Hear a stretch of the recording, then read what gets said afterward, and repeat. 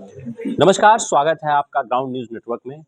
आज हम उपस्थित हैं आजमगढ़ सांसद निरहुआ जी के साथ। इनका जनसंपर्क चल रहा था। इस बीच रात के करीब 8 बज रहे हैं और लगातार सांसद जी कई दिनों से जनसंपर्क में जुटे हैं। आचार संहिता भी आज से लागू हो गई है और समाजवादी पार्टी ने धर्मेंद्र यादव को आजमगढ़ से प्रत्याशी भी बना दिया है। ऐसे में हम सांसद जी से जानते हैं क्या जनता से प्रतिक्रिया मिल रही है और किस तरह से वह आज अपने इस कैंपेन को पूरा कर रहे हैं। बहुत-बहुत स्वागत है सर। बहुत बहुत धन्यवाद। और लगातार हम लोग अब जनसंपर्क में जुड़ गए हैं और जनता का बहुत अच्छा प्यार मिल रहा है, बहुत आशीर्वाद मिल रहा है। और जब जनता के मुंह से पहली बार ऐसा सुन रहे हैं तो हमको भी बहुत अच्छा लग रहा है कि बहुत अच्छा काम किए हैं आप लोग और हम लोग आपके साथ हैं। तो ये सुन के बड़ा अच्छा लग रहा है कि 1.5 साल में हमारे प्रधानमंत्री जी की कृपा से, मुख्यमंत्री जी की कृपा से आजमगढ़ में हम लोग जितना काम करा पाए हैं उससे हमारी जनता बहुत खुश है। चुनावी शंखनाद हो चुका है। ऐसे में समाजवादी पार्टी ने एक प्रत्याशी भी उतार दिया है जो पिछली बार आपके साथ टक्कर में थे। किस तरह से देख रहे हैं इसे? मुझे लगता है कि फिर वही गलती कर दिया उन्होंने जो वो बार बार करते आए हैं। मेरा मानना ऐसा है कि अगर आजमगढ़ में किसी यादव को लड़ाना था तो आजमगढ़ में यादवों की कमी थोड़े है। यहाँ कार्यकर्ता उनके बहुत सारे यादव हैं, बहुत अच्छे अच्छे लोग हैं, उनको लड़ाना चाहिए था।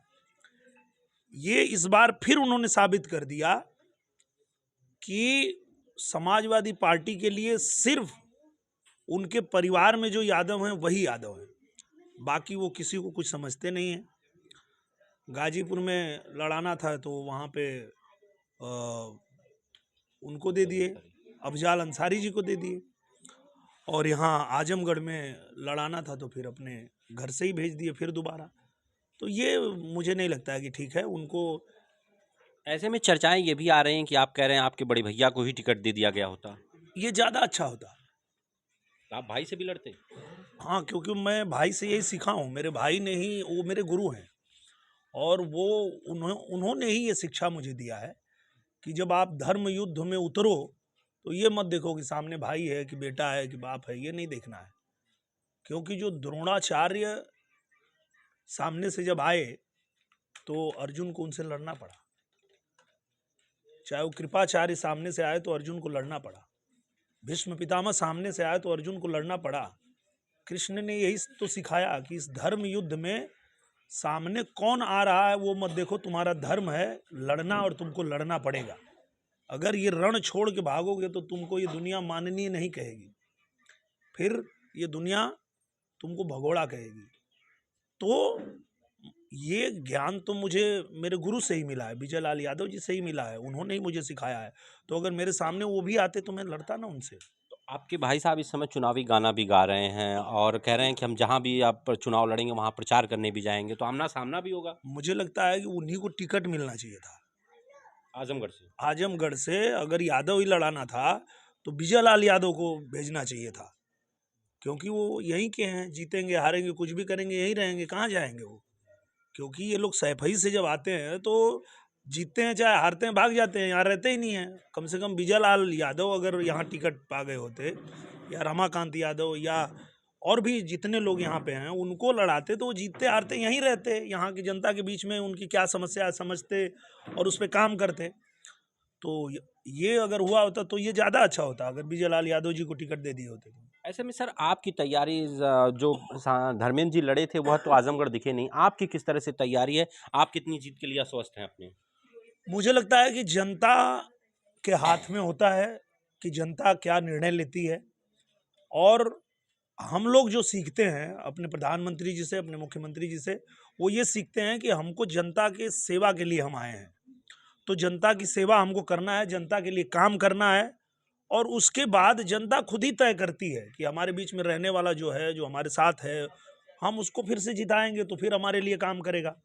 तो हम लोगों ने उसी पे काम किया, लगातार आजमगढ़ में रहे, आजमगढ़ की जनता से मिलते रहे, उनका काम करते रहे और तब जाके हमको फिर एक अवसर मिला है सेवा करने का।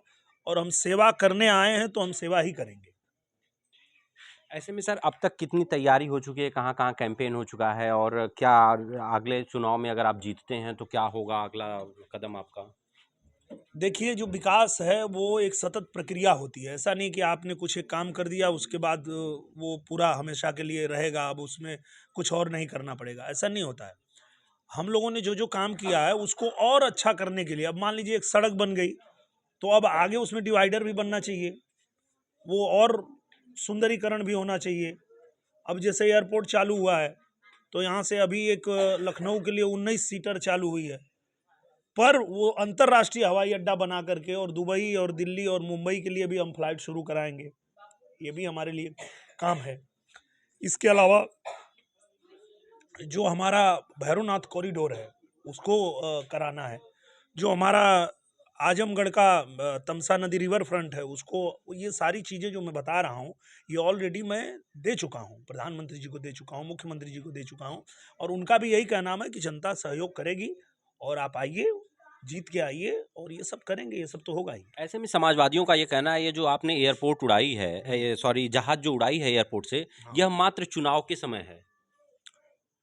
नहीं नहीं, ऐसा नहीं है। ये समाजवादी पार्टी को जो लोग भी जानते हैं या उसको सपोर्ट करते हैं, उनको ये भी पता होना चाहिए कि वो एयरपोर्ट सिर्फ उन्होंने अपने लिए बनाया था कि हमारा हेलीकॉप्टर उतरेगा, हमारा प्राइवेट प्लेन उतरेगा, पर जब हम लोगों को यहाँ मौका मिला तो हम भाग दौड़ किए, डीजीसीए में गए और लाइसेंस लिए, और लाइसेंस मिलने के बाद प्रधानमंत्री जी ने उसका उद्घाटन किया और वहाँ से जहाज़ शुरू हुई है।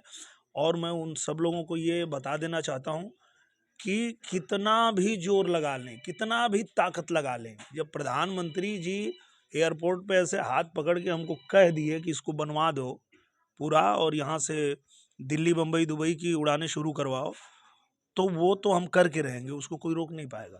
सर 2024 में कोई चुनावी गाना हो तो हमारे दर्शकों को सुना दें। और 2024 का तो जो प्रधानमंत्री जी ने जब गारंटी दिया पूरे देश को कि कोई भूखा नहीं रहेगा, मोदी की गारंटी है, भारत विकसित राष्ट्र बनेगा, मोदी की गारंटी है, तो अब देश के लोगों ने एक गारंटी दिया, वो मैं आपको सुनाता हूँ। देखो फिर एक बार बनेगी मोदी की सरकार बनेगी, अब की 400 पार करेगी, ये महिलाओं की गारंटी है, फिर मोदी सरकार बनेगी, किसानों की गारंटी है, फिर मोदी सरकार बनेगी, देखो तीसरी बार बनेगी, हाँ हाँ 400 पार तो इस करेगी। चुनाव में ये गाना लोगों को सुनने में आएगा और लोग इसको बिल्कुल, और सुनेंगे। ये आ चुका है गाना, मैंने इसको रिलीज कर दिया है, और ये हमारे कार्यकर्ताओं को, जो हमारे देश भर के जो कार्यकर्ता हैं, जब वो निकलेंगे और इस गाना को बजाते हुए झूमते हुए निकलेंगे तो देखिएगा अलग ही नज़ारा होगा। धन्यवाद सर। धन्यवाद, बहुत बहुत धन्यवाद। बहुत बहुत धन्यवाद। हमसे सांसद जी बात कर रहे थे। अगले किसी कैंपेन में हम फिर आपसे मुलाकात कराएंगे और जानेंगे क्या है अगली रणनीति। धन्यवाद।